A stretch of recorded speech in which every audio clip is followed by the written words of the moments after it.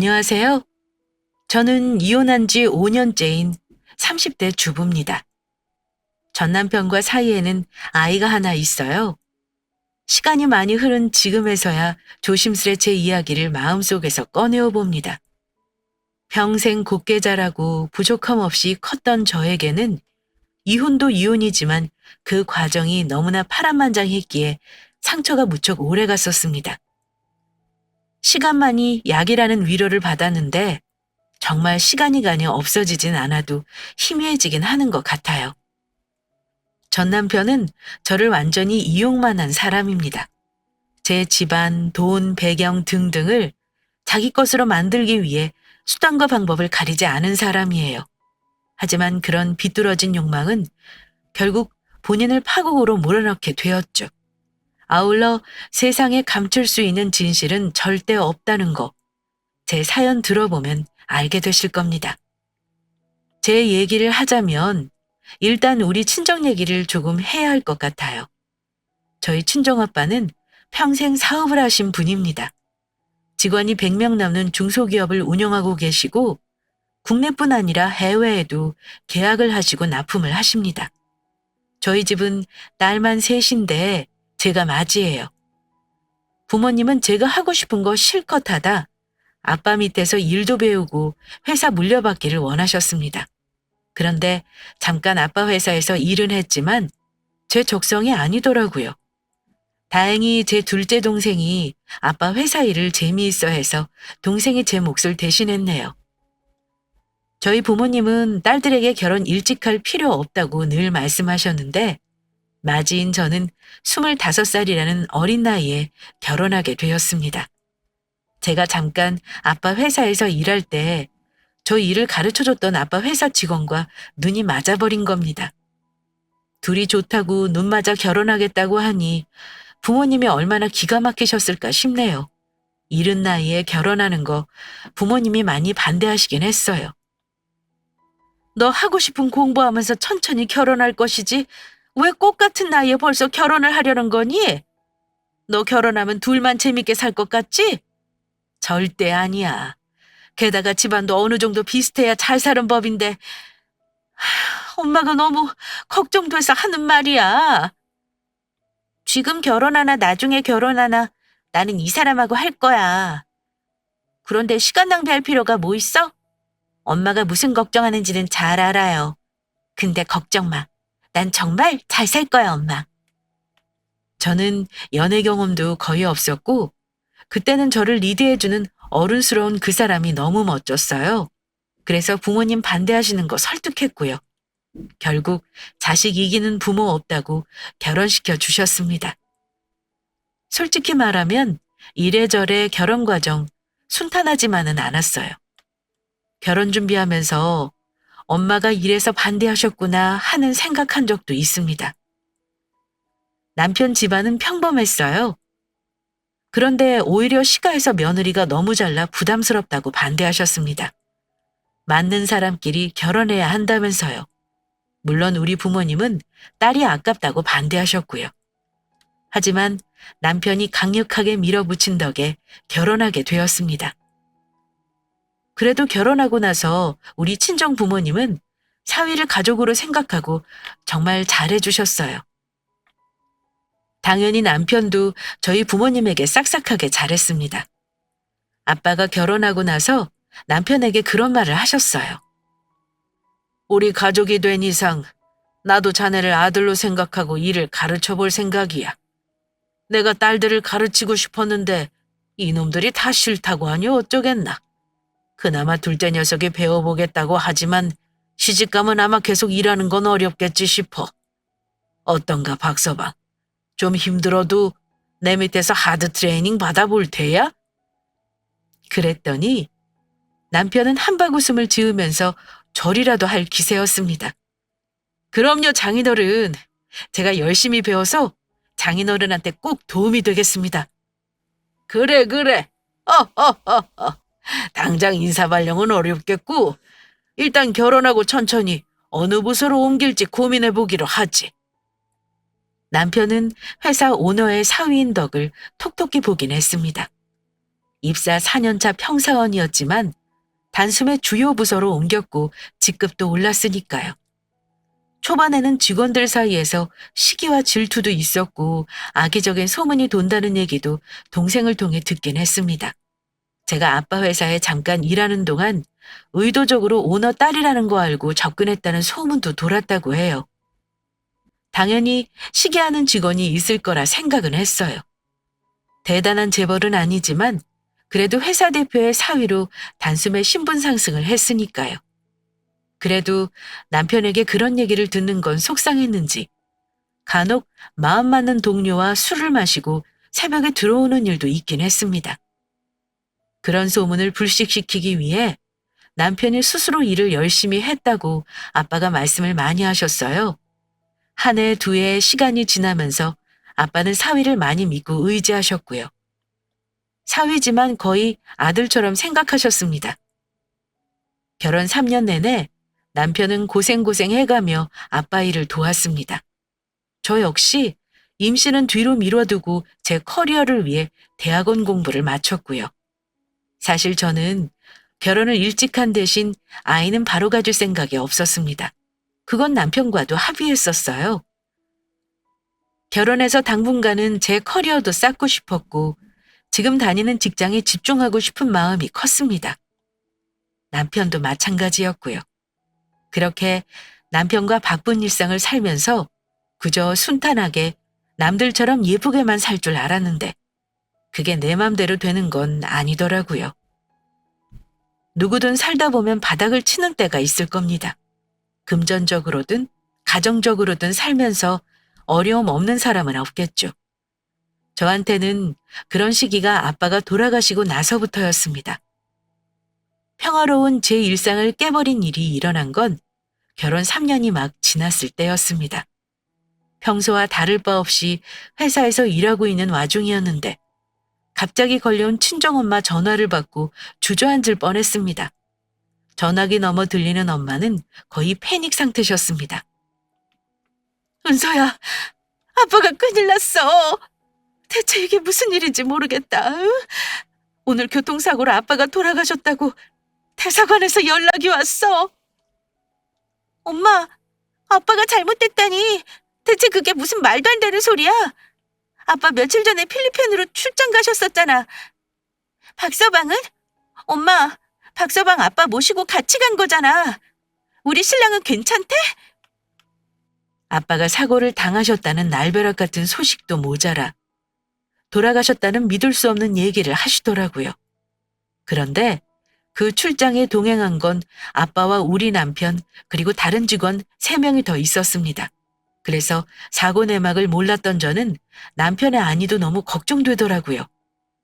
아빠가 거기서 사고를 당하신 모양이야. 박서방도 같이 있었는데 다행히 네 신랑은 괜찮대. 암튼 지금 은주랑 은영이 전부 집으로 오라고 했어. 너도 일단 집으로 와. 엄마가 뭘 어찌해야 할지 모르겠다. 해외로 출장을 가셨던 아빠가 사고를 당하셨다는 말을 듣고 홍비백산한 저는 급히 친정으로 갔습니다. 정신이 없는 엄마를 대신해 막 집에 도착한 동생들과 경위를 파악했고요. 저는 영화나 TV로만 봤던 일이 우리 가족에게 일어나리라고는 생각도 못했습니다. 보름 일정으로 출장을 간 아빠가 남의 나라에서 그런 사고를 당하다니요. 남편과 동료들은 바로 귀국하지 못하고 현지에서 조사를 받느라 한참을 더 체류해야 했습니다. 아빠는 바로 장례도 치르지 못했었고요. 그때 남편이 사고 수습을 위해 애를 많이 썼습니다. 저는 피할 수 없는 사고였는 줄 알았는데 사고 수습을 하던 남편 말을 듣고 보니 아빠 죽음에 뭔가 석연찮은 구석이 있긴 했습니다. 가만히 정차해 있던 차가 난데없이 아빠가 타고 있던 차를 들이받았다는데 대체 왜 그런 걸까요? 사고 당시 운전은 남편이 했고 아빠는 옆좌석에 타고 있었다고 하더라고요. 다행히 직원들은 일정이 끝나 호텔에 머물고 있었고요.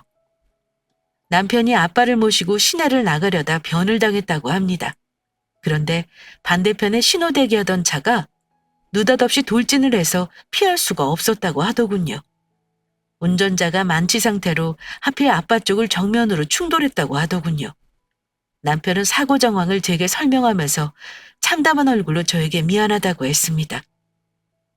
내가 조금만 피했어도 장인어른이 그렇게는 안 되셨을 텐데 정말 내 잘못 같아서 잠이 안 온다. 당신한텐 너무 미안해. 사고가 당신 잘못은 아니잖아. 상대방 잘못인 거지. 그 자리에서 당신이 있어서 얼마나 다행인지 몰라. 아빠 혼자 계셨어 봐. 뒷수습하는 거 누가 당신처럼 나서서 하겠어? 남편은 사고를 막지 못했다는 죄책감에 시달리며 제게 미안하다는 사과까지 했습니다. 하지만 사고 수습에 정신이 없었던 저는 남편이 옆에 있어서 다행이라는 생각을 했었고요. 아빠 시신 운구 문제며 장례 문제를 남편이 아니었으면 어찌했을지 아찔할 정도로 저희 가족들은 남편을 의지했습니다. 엄마가 슬퍼하신 거야 차마 말로 다 못하죠.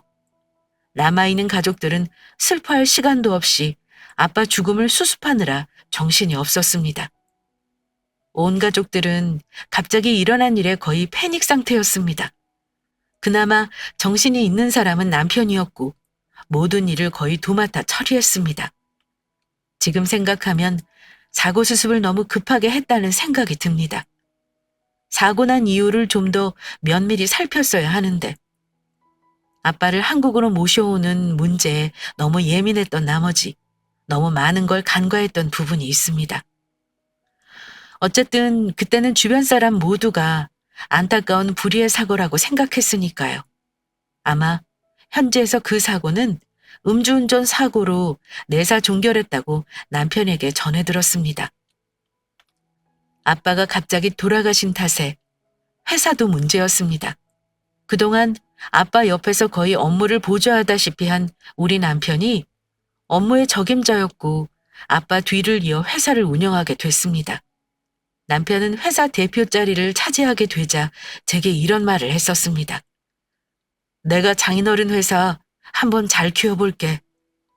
내가 언제든 물려받을 거라는 생각은 했지만 그게 이렇게 빨리 올 줄은 몰랐다. 앞으로 할 일이 많겠어. 당분간은 내가 집에 신경 못 쓰더라도 이해해줘. 그래. 아마 많이 바쁘겠지. 우리 아빠가 평생 일궈오신 회사니까 당신이 애정을 가지고 운영해줘. 부탁할게.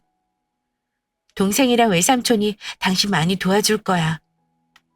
다행히 외삼촌과 동생이 회사 돌아가는 거 잘 알고 있어서 남편과 합심해 회사를 운영하면 걱정은 없을 듯 했습니다. 그런데 그때 남편이 한쪽 입꼬리를 씩 올리며 웃는 겁니다. 당연하지. 내가 얼마나 이 순간을 기다려왔는데. 당신은 아무 걱정하지 마. 내가 장인어른보다 훨씬 더 회사를 성장시킬 테니까. 자신 있게 대답하는 남편을 보며 든든함을 느껴야 하는 건데 순간적으로 남편 얼굴에 웃음기를 봤을 때 왠지 모를 위화감을 느꼈습니다. 뭔가 남편에게 그동안 한 번도 보지 못했던 표정을 본 느낌이었어요. 애써 부정적인 느낌을 떨쳐내긴 했지만 그때 느낀 감정이 꽤 오랫동안 기억에 남더라고요. 어쨌든 남편은 아빠 회사를 운영하게 되면서 많이 바빠졌습니다. 지방 출장도 잦았고 제 시간에 퇴근해 저와 같이 식사하는 일도 어려웠으니까요. 하지만 시간이 지나면서 저와 가족들은 아빠의 죽음을 서서히 극복하면서 일상으로 돌아오기 시작했습니다. 그렇게 아빠가 돌아가시는 큰일을 겪고 한 3년쯤 지난 것 같아요. 그 기간 동안 저는 첫 딸을 낳았고 저는 30이 넘은 나이가 되었습니다. 남편은 그때도 여전히 바빴어요. 중간에 회사의 위기도 있었고 호재도 있었고 많은 일들이 있었습니다. 저는 아이 때문에 다니던 회사를 그만두고 집에서 육아에 전념하고 있었고요. 회사를 낳기 전에는 남편이랑 사소한 트러블로 싸우는 일은 거의 없었습니다. 그런데 아이를 낳고 나서는 가정의 소홀하고 일만 생각하는 남편 때문에 다투는 일이 종종 있었습니다. 제가 일을 그만두고 집에 있다 보니 그전에는 바빠서 신경 쓰이지 않던 부분들이 보이기 시작했습니다. 뭐랄까, 남편은 일에 열중하느라 가정에 소홀한 게 아닌 듯 했습니다.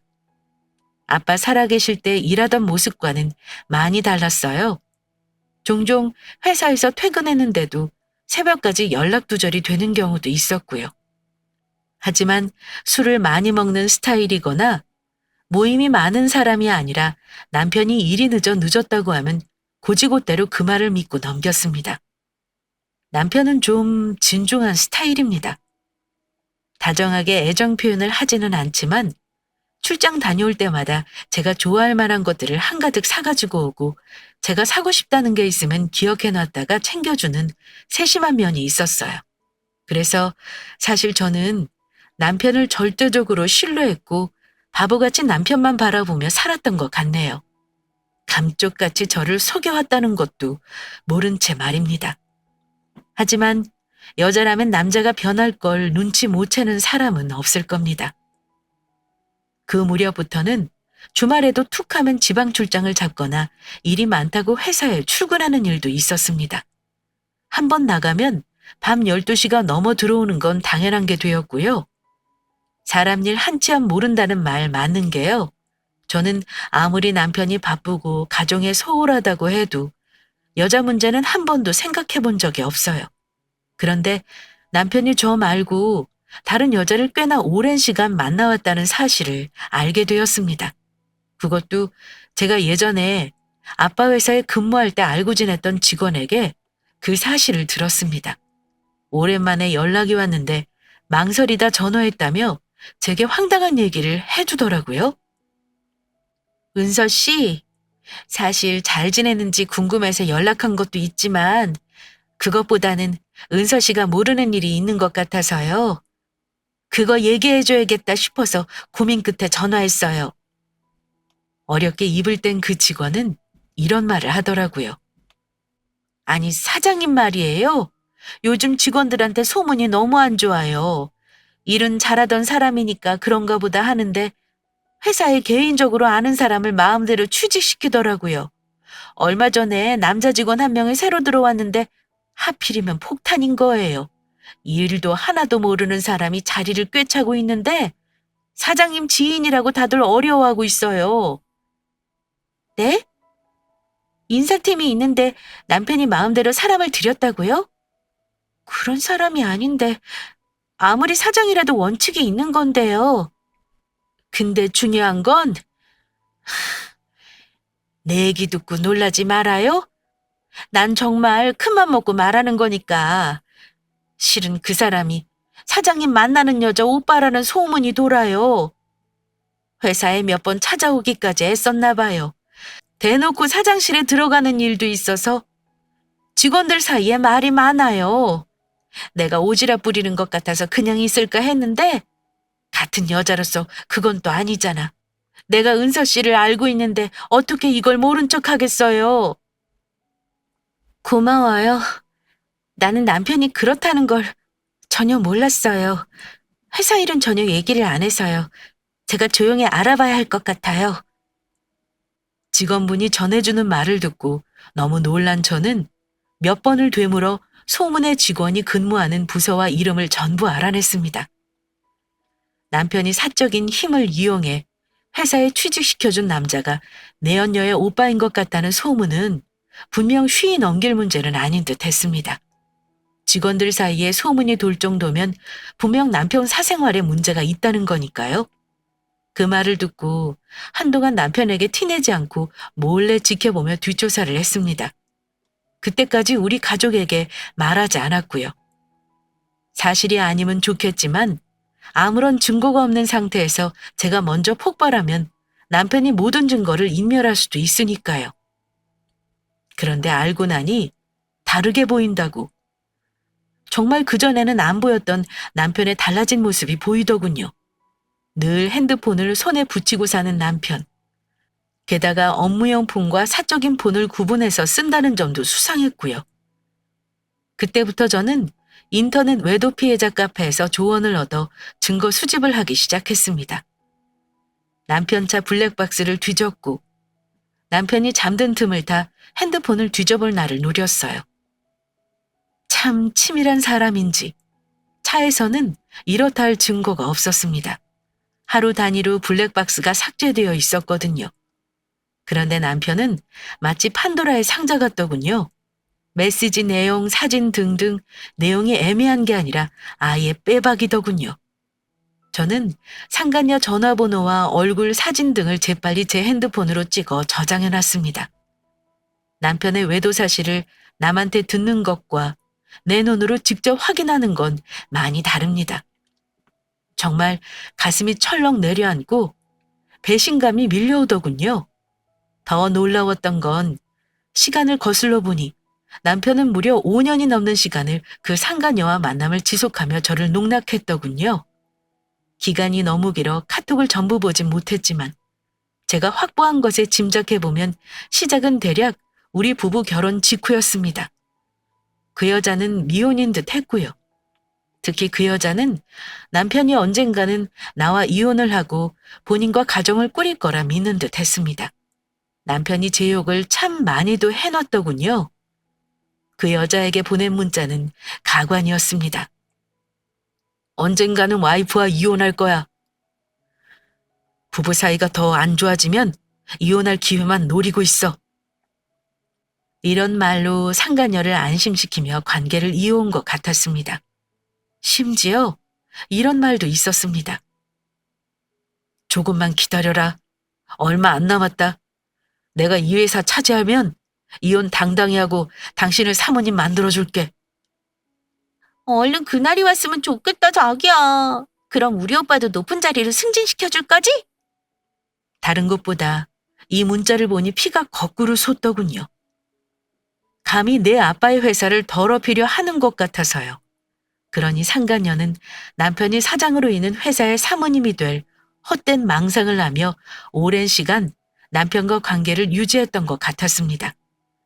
남편의 치부나 다름없는 모든 사실을 확인하고 난 저는 망설일 것도 없이 이혼 준비를 시작했습니다. 남편은 이미 아빠 회사의 대표였고 자칫 잘못하면 제가 더 잃을 게 많을 상황이었으니 모든 게 신중해야 했습니다. 그래서 친정 식구들에게도 비밀로 하고 일단 변호사 상담부터 받았습니다. 그런데 제가 모은 증거로 상간녀 소송을 하기에는 증거가 불충분할 수도 있다고 하더라고요. 이혼 소송은 가능하지만 남편이 과연 재산 분할을 제대로 해줄지 걱정이었습니다. 솔직히 이혼을 하게 되면 남편이 얻는 게 더 많은 상황이었습니다. 결혼 전에 쥐뿔도 없었던 인간이 저와 결혼한 덕에 회사 대표가 됐고 재산이 생겼으니까요. 소송을 해도 제가 손해보는 이혼인 건 확실했죠. 이래저래 고민 끝에 확실한 증거 자료를 위해 흥신소를 이용하기로 했습니다. 2주도 되지 않아 상간녀와의 확실한 불륜 증거를 제 손안에 넣을 수 있었고 상간녀가 사는 곳과 직장까지 알아낼 수 있었습니다. 이혼 소송과 상간녀 소송을 준비하는데 석 달이 넘는 시간이 걸렸고 집에서 뻔뻔한 태도로 나를 대하는 남편을 아무렇지 않은 듯 대하느라 참 많이 힘들었습니다. 무엇보다 남편이 상간녀를 사모님을 앉히고 싶다는 말이 자꾸 생각나 괴로웠습니다. 조용히 소장만 보낼 수도 있는 거지만 저는 그년을 만나야겠다는 생각을 했습니다.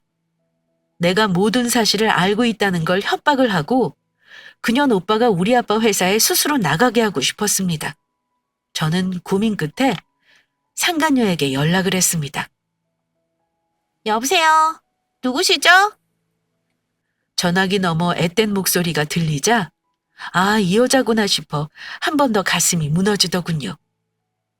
내가 박영수 씨 아내 되는 사람인데요. 나 알고 전화한 거예요. 그쪽을 좀 만났으면 하는데요. 그러자 한참 동안 대답이 없었습니다.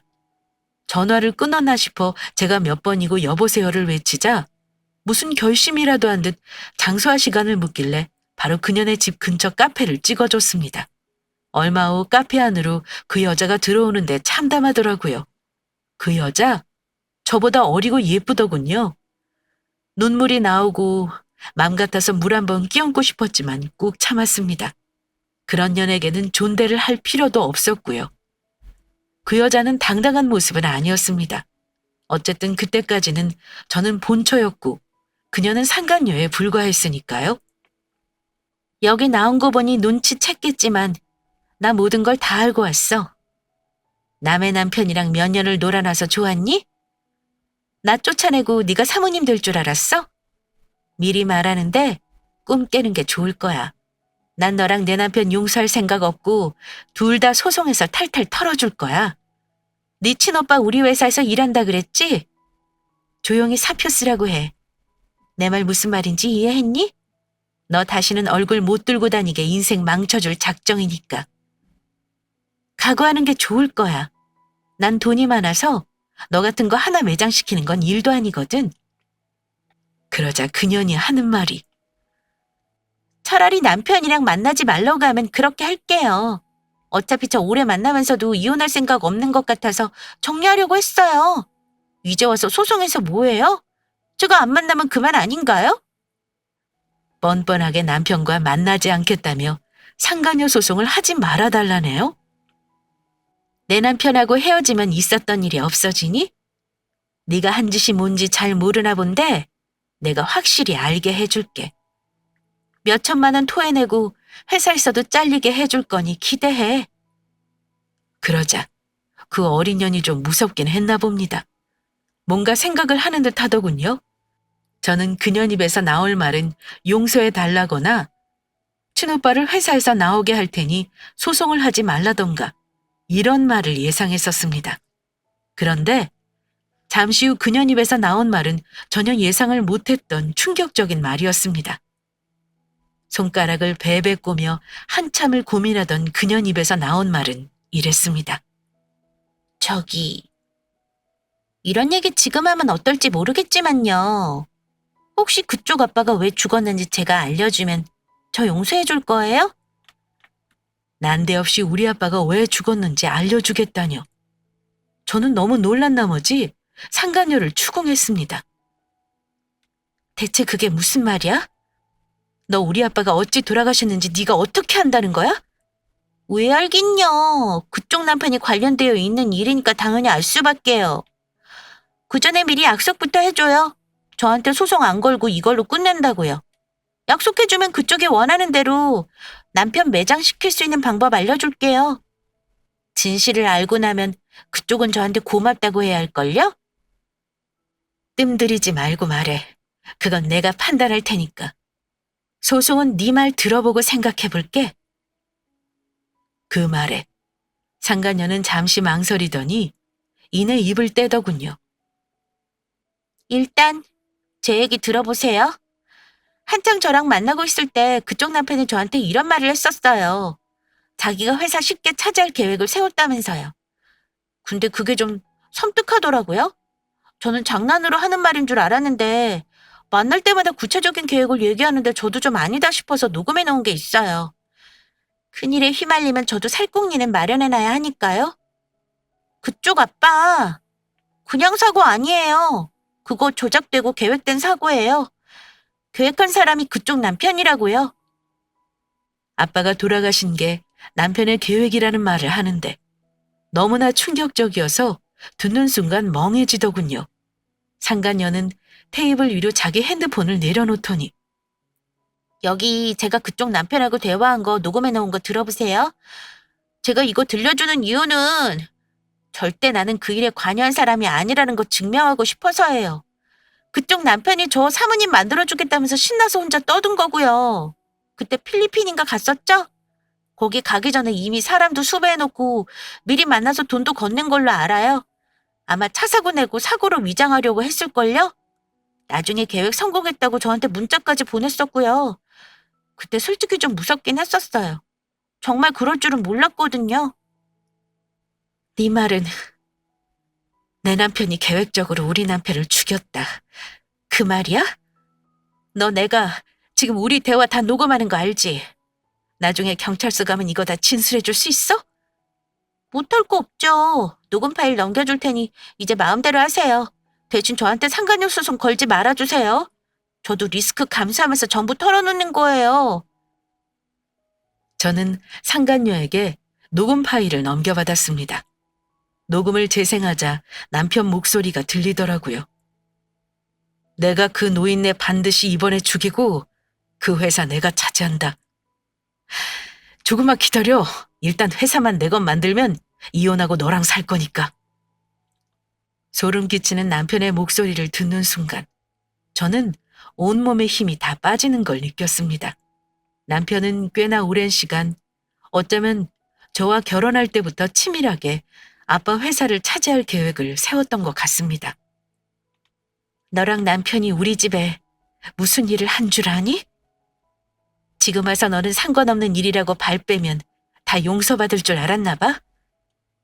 네가 술술 알아서 불어준 거 그거 하나 고맙네. 기다리고 있어. 앞으로 지옥이 펼쳐질 테니까. 저는 상간녀와의 대화를 전부 녹음한 후 자리를 박차고 일어났습니다. 그녀는 당황한 얼굴로 소송을 하지 말아달라며 사정하더군요. 저는 마지막으로 그녀에게 이렇게 말했습니다. 위자료 내는 거 무서우면 지금 당장 잘난 내 남편에게 전화해서 내가 찾아왔다고 일러 바쳐. 그럼 혹시 아니?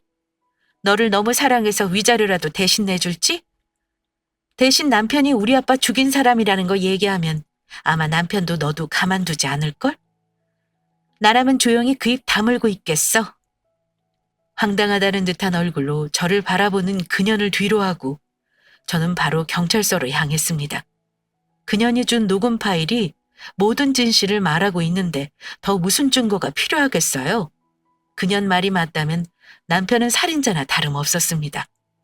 흔히 말하는 살인 청부를 한 게 바로 남편 놈이었습니다. 내가 그런 놈을 남편이랍시고 믿고 산 생각을 하니 피가 거꾸로 솟고 소름이 돋았습니다. 남편은 대체 언제부터 그런 계획을 세웠던 걸까요? 사위를 아들처럼 여기고 있는 우리 친정엄마에게 이 사실을 어찌 말해야 할지, 엄마가 받을 충격을 생각해서 당분간은 저 혼자 일을 처리해야 할 듯 싶었습니다. 경찰서에 가서 살인사건 신고를 하고 일단 제가 갖고 있는 증거를 제출했습니다. 3년 전 일이지만 지금 생각해보니 그때 뭔가 석연치 않았던 것이 다 이유가 있었던 것 같습니다. 서둘러 사건을 마무리하려 했던 남편이 왜 그랬는지 이제야 이해가 가더군요. 그리고 살인자와는 한시도 집에 갇혀 있고 싶지 않았습니다. 증거를 확인한 한 경찰은 도주 우려가 있다며 즉시 체포영장을 신청했고요. 저는 집으로 가지 않고 친정으로 갈 생각이었습니다. 마침 친정엄마에게 아이도 맡겨놨었거든요. 그런데 전화통에서 불이 나더라고요. 상간녀와 남편이 번갈아 제게 여러 번 전화를 했더군요. 아마 상간녀가 저를 만났다는 사실을 남편이 알았지 싶었습니다. 어차피 조금 있으면 법의 처벌을 받을 것인데 제가 피할 이유는 없죠. 남편에게 금방 다시 걸려온 전화를 받았더니 대뜸 한다는 소리가. 당신 지금 어디야? 혹시 누구 만났어? 내가 다 설명할게. 그년이 뭐라고 했든 다 믿으면 안 되는 거 알지? 걔 무서운 애야. 내가 정리하자고 하니까 나한테 억한 심정 품고 나한테 해코지 하려는 애라고. 절대 그년이 하는 말 고지고대로 듣지 마. 녹음 파일 속의 남편은 그 상간녀를 사모님 만들어주겠다고 하더니 이제는 죽고 못 살겠다던 그년을 뒤로하고 저한테 상간녀를 믿지 말라고 하네요. 남편이란 동물은 어쩜 이럴 수가 있는 거죠? 나는 사실관계 전부 파악했고 당신이 나한테 무슨 짓을 한지도 다 알아냈어. 이제는 거짓말할 생각하지 마. 당신하고는 이혼이야. 우리 아빠 회사 당신 거라고 생각하나 본데 착각하지 마. 우리 집에 당신이 가져갈 거는 입고 있는 속옷뿐일 거야. 여보, 왜 이래? 우리 애도 있는데. 일단 집으로 내가 갈게. 집에서 보자. 가서 내가 솔직히 다 얘기할게. 그래, 지금 당장 집으로 와.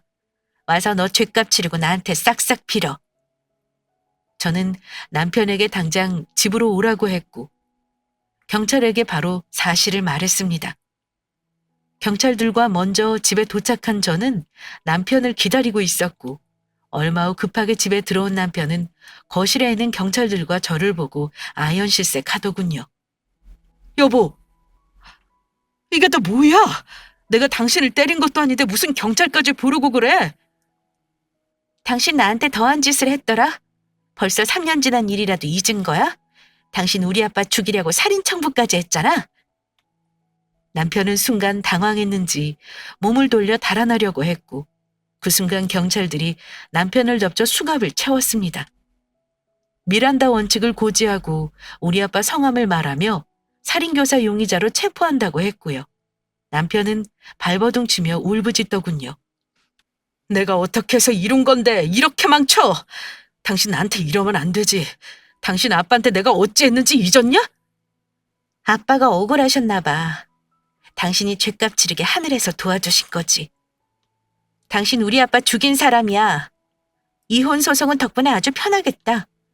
감옥 가서 죗값 꼭 치르길 바라. 남편은 수갑이 채워진 채 경찰에게 잡혀갔습니다. 한바탕 폭풍이 지나가고 저는 자리에 주저앉아 한참을 울었습니다. 아빠가 그렇게 아끼던 사위였는데 그런 사람에게 이렇게 뒤통수를 맞을 줄은 몰랐습니다. 이 일을 우리 가족에겐 어찌 말해야 할지, 아빠 회사는 어찌해야 할지 갈피를 잡을 수가 없었습니다. 어차피 가족들은 언젠가는 알아야 하는 거고요. 회사에도 알려야 할 일이었죠. 다행히 외삼촌이 회사에 근무하고 계셨던지라 엄마에게 알리기 전 모든 사실을 말씀드리고 회사 문제를 수습해달라 부탁드렸습니다. 둘째 동생이 아빠 회사에 근무하고 있으니까 당분간은 외삼촌과 동생이 일을 수습해야 할 것 같았습니다. 아빠 회사도 중요하지만 일단 친정엄마가 받을 충격이 걱정이었습니다. 하지만 엄마도 아빠의 죽음을 알아야만 했으니까요. 계속 숨길 수는 없었습니다. 저는 친정으로 가서 동생들과 엄마에게 모든 사실을 알렸습니다. 동생들은 눈물을 참으며 오히려 저를 위로했지만 엄마는 큰 충격을 받으신 듯 했습니다. 언니, 엄마는 걱정 마. 우리가 알아서 잘 챙길게. 내가 외삼촌이랑 회사 일은 잘 수습해서 형부 새끼 잘 처리할 거야. 상간녀 오빠가 우리 회사에 있다 그랬지? 그 인간도 본인 발로 나가게 할 거니까 걱정 마. 언니는 우리 지우 잘 키워야지. 그 못된 인간 아마 쉽게 풀려나지 못할 거야. 거지 만들어서 이혼하고 언니는 우리랑 같이 행복하게 살자. 어? 우리 아빠가 언니 도와주려고 이런 일이 일어난 거라 생각하자. 저는 동생 말에 눈물만 흘렸습니다. 엄마는 엉엉 우시다가 자리를 보존하고 누우셨어요. 내내 하시는 말씀이 저와 제 딸 걱정이었습니다. 아이까지 있는데 불쌍해서 어쩌냐며 우시는데 엄마 심정을 어찌 감히 제가 안다고 말할 수 있겠어요? 자식인 저는 그저 모든 게 그 인간과 결혼해서 이런 일이 생긴 것 같아 죄책감이 들었습니다. 일단 남편은 구속된 상태로 재판을 받게 되었고 저는 이혼 소송을 같이 진행했습니다. 남편이 중대한 범죄의 피의자였기에 불륜과 더불어 소송 사유는 충분했고요. 양육비는 매달 받을 수 있는 상황이 아니니 남편에게 일시불로 청구했습니다. 남편은 아빠 회사를 운영하면서 현금을 아주 차곡차곡 잘도 모아놨더군요. 통장에 저도 모르는 돈이 무려 6억 가까이 있었고 저는 그걸 남편이 그대로 챙기게 놔둘 생각은 없었습니다.